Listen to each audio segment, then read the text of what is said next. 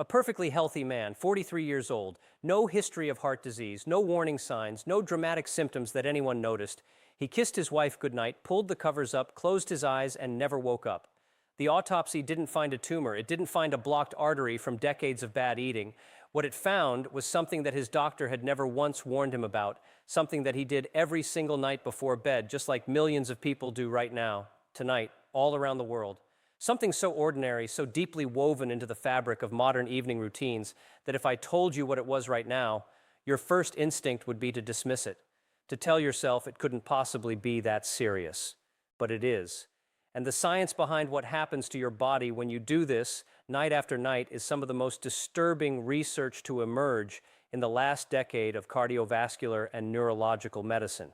You need to hear this. Not tomorrow, not after you finish scrolling, right now, because there is a very real chance that what killed him is something you did last night and the night before, and you're probably planning to do it again tonight. Stay with me, because what comes next is going to make you rethink everything about how you end your day. Let's begin with something that feels completely unrelated, but is actually the foundation of everything you're about to understand. Every night when you lie down and close your eyes, your body initiates one of the most complex, coordinated, biologically sophisticated processes in all of human physiology. Sleep is not simply the absence of being awake. It is an active, precisely orchestrated sequence of biological events that your body has been preparing for since the moment you woke up that morning. And like any complex system, it is extraordinarily sensitive to disruption, especially disruption that occurs in the critical hours just before it begins. Think of your body's sleep preparation like a rocket launch sequence. Hours before the launch, dozens of systems are brought online in a specific order. Hormones begin to shift. Core body temperature begins to drop. Brainwave activity gradually changes. Melatonin, your primary sleep hormone, begins to rise in response to the fading of daylight. The digestive system begins to slow. The immune system begins to ramp up its overnight repair operations. Every single one of these processes is timed with extraordinary precision, and every single one of them can be derailed by the wrong input at the wrong moment. Now think about what most people actually do in the 2 to 3 hours before bed. They sit in a brightly lit room. They eat a late meal or snack. They drink alcohol to wind down. They scroll through their phones or watch television.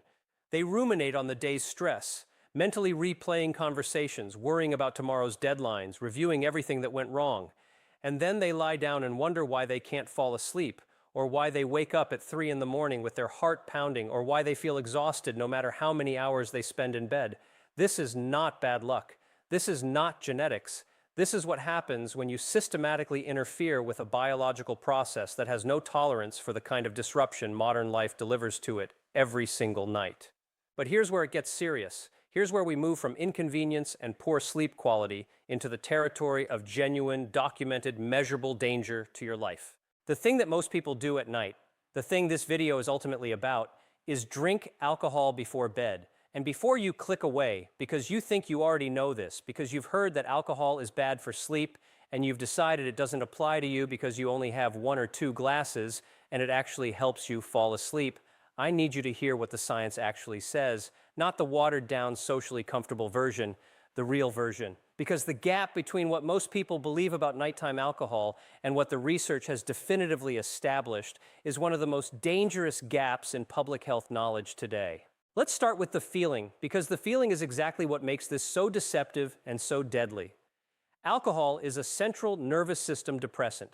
When you drink in the evening, it creates a sensation of relaxation, of heaviness, of the edges of anxiety softening. Your thoughts slow down. Your muscles loosen. You feel sleepy. You feel like you're winding down, like you're preparing your body for rest. This feeling is not imaginary. Alcohol genuinely does reduce the time it takes to fall asleep. And because that initial effect feels like exactly what you need at the end of a stressful day, it creates a powerful, deeply reinforcing psychological association between the drink and the relief. This is how the habit forms. This is why it persists for years, sometimes decades, without ever being seriously questioned. But here is what is happening inside your body while you're experiencing that pleasant drowsiness. Here is the part no one feels, but the research captures with devastating clarity. Alcohol, once metabolized in your body, which happens in the second half of the night, typically between 2 and 4 in the morning, creates a profound rebound effect in your nervous system. The depressant effect wears off, and your brain, which has been compensating for the sedation by ramping up excitatory neural activity, suddenly finds itself without the suppression it was fighting against. The result is a surge of arousal. Your sympathetic nervous system, your fight or flight response, activates. Your heart rate increases. Your breathing becomes more irregular. You are more likely to stop breathing entirely if you have any degree of sleep apnea, because alcohol is one of the most potent relaxants of the muscles that keep your airway open. And this is where that man's story becomes relevant. This is where the science stops being abstract and starts being a matter of life and death. Sleep apnea affects an estimated 1 billion people worldwide, and the majority of them are undiagnosed. This means they stop breathing during the night, sometimes hundreds of times, each episode lasting anywhere from 10 seconds to well over a minute. Each time this happens, the brain triggers an emergency arousal response, flooding the body with adrenaline to restart breathing. The heart rate spikes, blood pressure surges, and then the person partially wakes, resumes breathing, and drifts back to sleep, usually with no memory of the event whatsoever. Their partner might hear snoring or notice they seem restless, or they might not notice anything at all, and the person themselves wakes up feeling unrested, attributes it to stress or age, and goes about their day completely unaware that their heart endured dozens or hundreds of stress events throughout the night. Now add alcohol to this picture. Alcohol relaxes the airway muscles further, dramatically increasing the frequency and severity of apnea events. Alcohol suppresses the arousal response that normally wakes you up when you stop breathing, meaning the brain is slower to trigger the emergency response. Apnea events last longer. Blood oxygen drops lower, and the cardiovascular stress of each event is magnified because the alcohol-induced rebound has already activated your sympathetic nervous system. You are not sleeping, you are surviving, and night after night, your heart is being subjected to a level of repeated cardiovascular stress that it was never designed to withstand. For most people, this plays out over years as gradually worsening health, increasing blood pressure, increasing cardiovascular risk, worsening cognitive function, accelerating biological aging. For some people, especially those with undiagnosed structural vulnerability in their heart or arteries, or with pre-existing cardiac conditions they were never aware of, the accumulated stress of a single, particularly severe night can be enough to trigger a fatal cardiac event. In their sleep, without warning, without any of the dramatic symptoms we associate with a heart attack or stroke, they simply don't wake up. This is not a rare, exotic scenario. Sudden cardiac death during sleep is one of the leading causes of what appears to be unexplained death in otherwise apparently healthy individuals. And the intersection of alcohol use, undiagnosed sleep apnea, and the specific cardiovascular vulnerabilities that many people carry without knowing it is one of the most consistent risk factor clusters found in these cases. The man at the beginning of this story was not an alcoholic. He was not someone with obvious, dramatic risk factors. He was someone who had a couple of glasses of wine most evenings because it helped him relax. He was someone who snored, which his wife had mentioned, but neither of them had taken seriously. He was someone who sometimes felt his heart racing when he woke up at night, which he'd attributed to stress. He was, by almost any conventional measure, a normal, healthy person living a normal life. And he was also someone whose body was quietly, invisibly accumulating damage every single night until the point at which it could no longer compensate. Now let's widen this out, because alcohol before bed is not the only nighttime behavior that does this kind of damage, and it is important that you understand the full picture of what your evening routine might be doing to your body. Let's talk about eating late at night, because this is another habit so normalized that questioning it feels almost absurd, and yet the research on its effects is stark and disturbing. When you eat within 2 to 3 hours of going to sleep, your body faces a fundamental biological conflict. Your digestive system needs to be active and upright to process food efficiently. Your gut uses gravity, muscular contractions, and a specific set of digestive enzymes and hormones that are calibrated for daytime activity. When you lie down with undigested food in your stomach, several things happen simultaneously that are damaging to your health in ways most people have never been told. First, the risk of acid reflux increases dramatically. The lower esophageal sphincter, the valve between your stomach and esophagus, relaxes during sleep, and when the stomach is full, acid moves upward into the esophagus. This is not just uncomfortable. Chronic acid exposure in the esophagus is a primary driver of Barrett's esophagus and esophageal cancer, which is one of the fastest growing cancers in the developed world. Most people with chronic reflux have no idea they have it at night because they're asleep when it occurs. They might wake with a sore throat or a cough that they attribute to allergies or a cold. Second, eating late at night directly disrupts your circadian rhythm. Your body's internal clock governs when insulin is released, when metabolic enzymes are active, and when your digestive system is prepared to process food. When you eat late, you're sending food through a system that is winding down for the night, which means blood sugar regulation is impaired, insulin sensitivity is lower, and fat storage is increased compared to eating the same food earlier in the day. Research comparing groups eating identical calories at different times of day consistently shows that late eaters have worse metabolic outcomes, higher blood sugar levels, and greater fat accumulation, not because of what they eat, but simply because of when they eat it. Third, a full digestive system competing with your sleep architecture forces your body to direct blood flow and metabolic resources to digestion rather than to the cellular repair, immune function, and neurological maintenance that are supposed to dominate during sleep. The quality of sleep you get on a full stomach is measurably, significantly worse than the quality of sleep you get having stopped eating several hours before bed. You spend less time in deep, slow-wave sleep. You spend less time in REM sleep. You are more likely to wake during the night. And the biological work that should be done during those hours, the glymphatic cleansing of your brain, the immune system's repair operations, the hormonal resetting, gets compressed or interrupted. Now let's talk about screens, but not in the way you've heard before. Everyone knows screens before bed are bad for sleep because of blue light. But the blue light story, while true, is actually the least important part of what screens do to your brain at night. The far more damaging effect is psychological and neurological, and it operates through a mechanism that very few people are talking about. When you watch television, scroll social media, or use your phone in the hour before bed, you are feeding your brain a continuous stream of novel stimuli.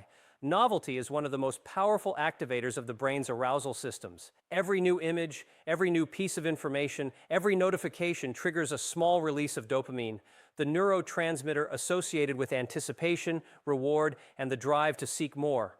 This dopamine response is the engine behind compulsive scrolling.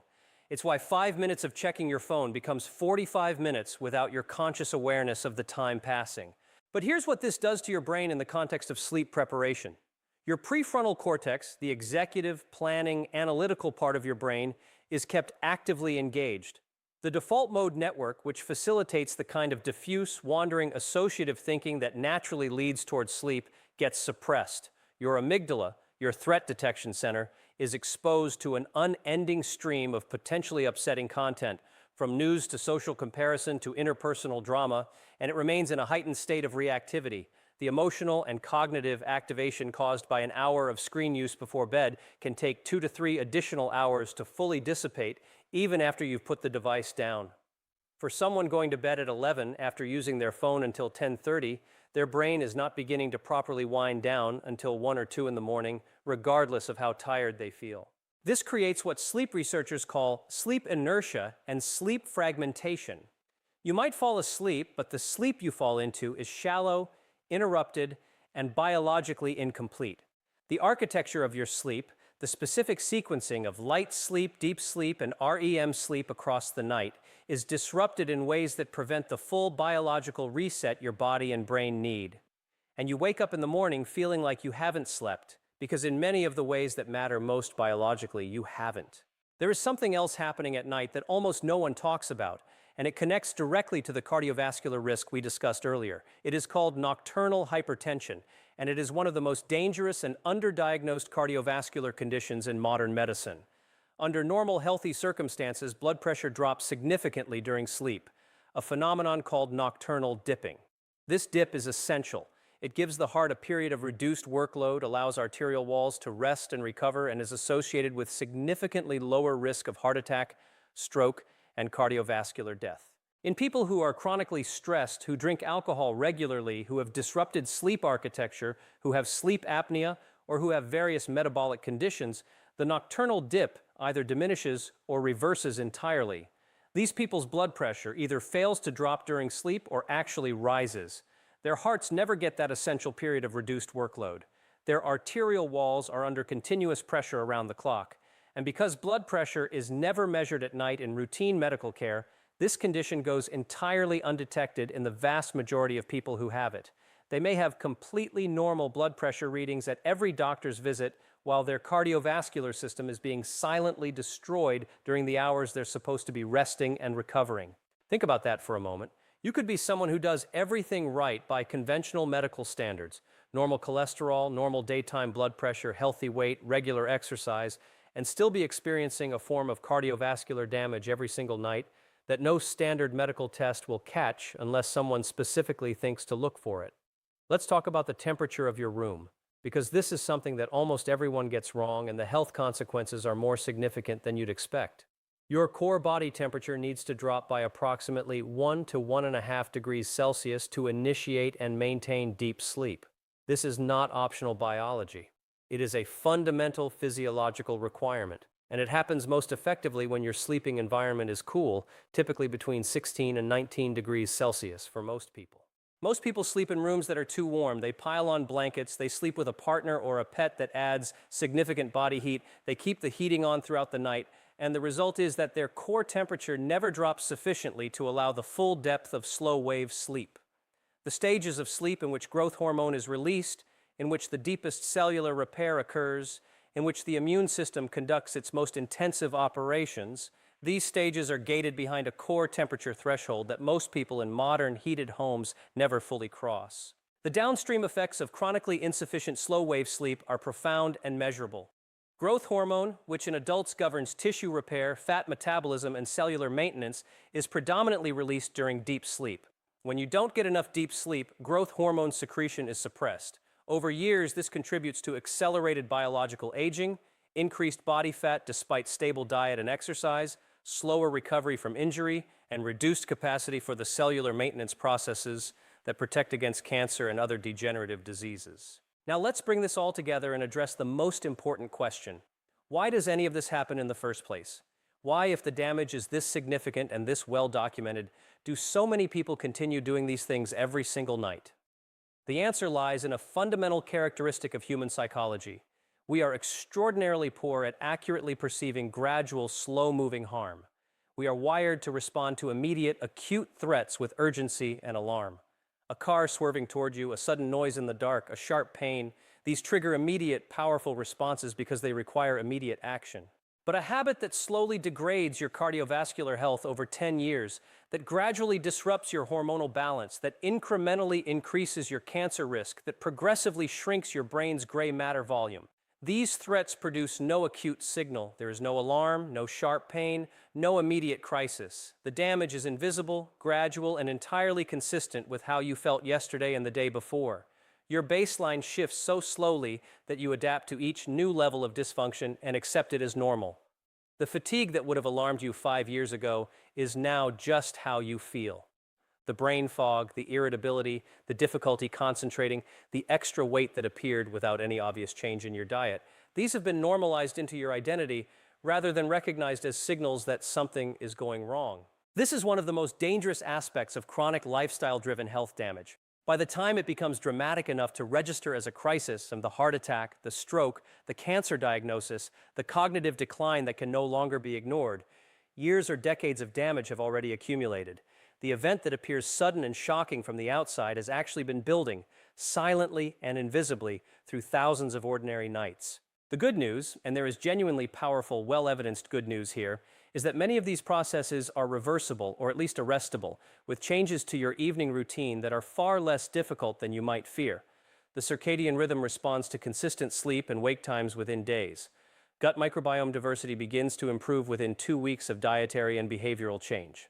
Blood pressure responds to reduced alcohol, improved sleep quality, and stress reduction within weeks.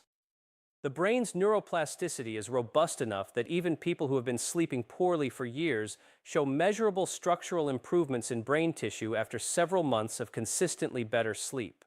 Your body wants to heal. It is designed to heal. Every single biological system in your body has repair and recovery mechanisms that are exquisitely optimized for that purpose.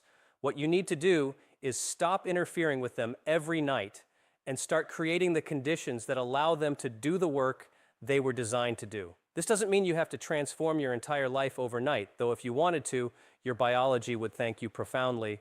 It means being honest with yourself about which evening habits are undermining your health and beginning, one at a time, to replace them with something that supports your biology rather than fighting it. It means taking seriously the possibility that things you've dismissed as harmless, as moderate, as just part of your wind-down routine might be doing far more damage than you have ever been told. The man at the beginning of this story cannot change his routine. His story is over, but yours isn't. And the person watching this right now, tonight, who is planning to have a glass of wine before bed, or eat a late dinner, or scroll their phone until they fall asleep, that person has something he doesn't. They have information, they have the ability to choose differently, and they have a body that is extraordinarily resilient if they give it half a chance. So here's the question I want to leave you with, and I genuinely want your honest answer in the comments because this conversation matters, and what you share might be exactly what someone else needs to hear tonight. What is the one thing you do every single night before bed that you know somewhere in the back of your mind is probably not good for you? And what would it take for you to actually stop doing it? Write it below. Be honest. Because sometimes the most powerful step toward change is the moment you stop pretending you don't know what needs to change.